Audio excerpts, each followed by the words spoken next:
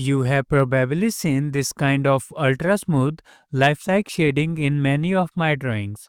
That soft blend of light and shadow, the gentle transitions across the skin, and that almost glowing effect on certain areas.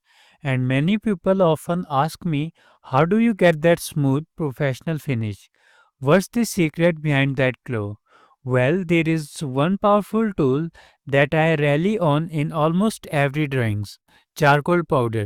In today's video, I am going to break down exactly why I use charcoal powder, what makes it so effective for hyperrealistic art, and how even a beginner can start using it right away to improve their drawings.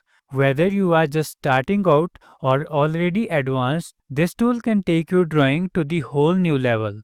So get ready and let's get started.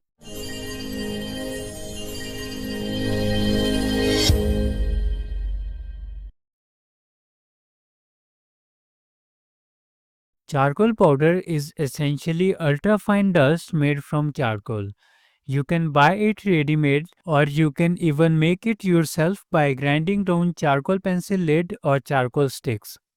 Unlike hard pencil strokes that often leave visible lines, powder gives you that floating cloud-like shading.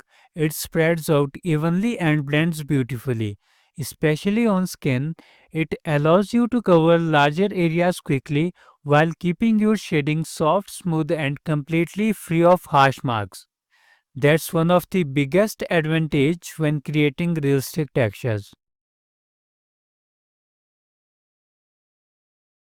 The first reason is smoothness. When I draw facial features like the cheeks, eyelid or forehead, I want the transitions between light and shadow to feel soft and natural.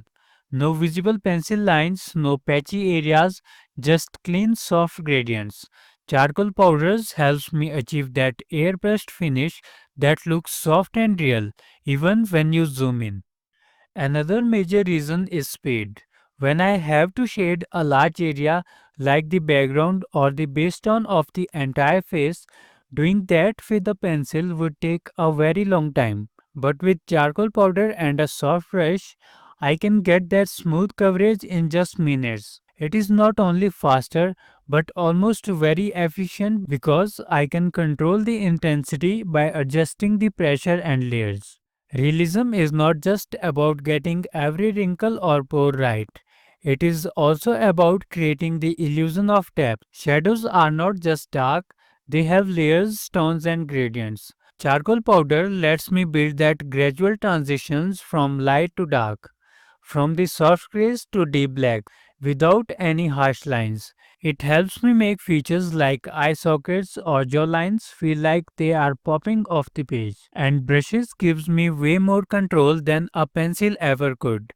A pencil is limited by its size and texture, but with brushes, especially when using powder, I can customize how I apply shadows. A tiny brush works wonders for delicate areas like under the eyelid or around the lips, while the large fluffy brushes helps me shade larger patches of the skin with soft even tones. When it comes to creating skin texture, especially when I want to add sweat, oily shine or soft glow, charcoal powder gives me perfect base. I lay down a smooth rich tone with powder and then I lift highlights using different types of erasers. That contrast between dark and light is what creates the look of moisture on skin. It is subtle but powerful and one of my favorite techniques. Now let's get into the actual technique, how I use charcoal powder in my own process to create hyperrealistic effect. Don't worry if you are a beginner, this is very forgiving medium once you understand the basics.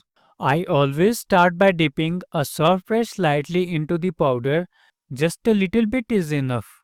Then I tap off the extra powder to avoid smudges and apply it gently on the areas I am shading. Especially skin, I never start heavy, instead, I slowly build it up in layers. That way, I get full control over the soft and dark I want the area to be. And the next thing is, I use light circular motions to blend the powder into the surface. This keeps the transition smooth and natural. If I want more depth, I repeat the process, adding more powder gradually. This layering method allows me to go from a light mist of shading to deep rich shadows without any rough lines or overworking on the paper. Once my base is in place, I refine it with lighter pencil like 2H and HB. That's when I start adding details, sharp edges, pores, tiny wrinkles or texture.